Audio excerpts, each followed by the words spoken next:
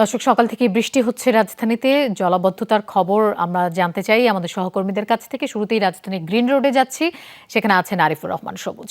সবুজ, গুরুত্বপূর্ণ সড়কগুলো থেকে পানি কিছুটা সরেছে কিনা, সেখানকার বাসিন্দারা কতটা ভোগান্তি পোহাচ্ছেন, তারা কি বলছেন জানতে চাই।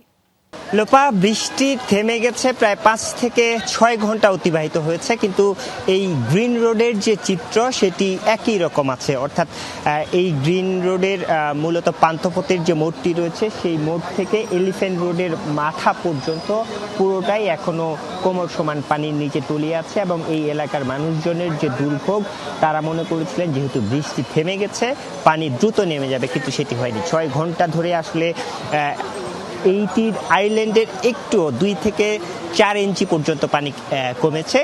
এর বাইরে আসলে পানি খুবই ধীর গতিতে নামছে। এটি এভাবে যদি চলতে থাকে, পানি নামার যে হার, এই হার যদি এভাবে হয় তাহলে আজকে বলা যায় যে সারা দিনই এই পানি নামতে সময় লাগবে। সেই হিসাবে মানুষজন শুধু যে এই এলাকাটির চিত্র এইরকম সেটি নয়, এই গ্রিন রোডের আশেপাশের যে সড়কগুলো রয়েছে, বিশেষ করে নিউ মার্কেট, ধানমন্ডির আশেপাশের যে সড়কগুলো রয়েছে, নাখালপাড়ায়, সব সড়কের চিত্রই আসলে একই রকম। এবং মানুষজন যারা বের হয়েছেন, যেহেতু শুক্রবার ছুটির দিন, খুব বেশি মানুষ যে বের হয়েছে সেটি নয়, কিন্তু যারা বের হয়েছেন নানা কাজেই বের হয়েছেন এবং প্রচণ্ড রকম দুর্ভোগের মধ্যে পড়তে হয়েছে এবং সেই দুর্ভোগ মারিয়েই আসলে যে যার গন্তব্যে যাচ্ছে। বিশেষ করে এই এলাকাটি হাসপাতাল, বেসরকারি হাসপাতাল প্রচুর। এই এলাকায় মানুষজন যারা আসেন তারা মূলত হাসপাতালে বা বিভিন্ন চিকিৎসা সংক্রান্ত কাজে এসে থাকেন।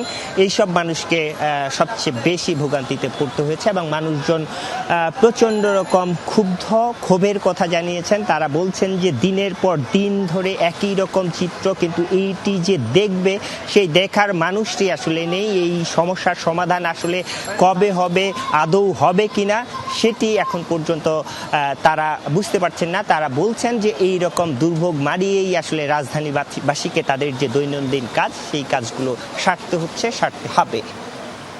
সবুজ, আপনাকে ধন্যবাদ আমাদের সাথে যোগ দেওয়ার জন্য।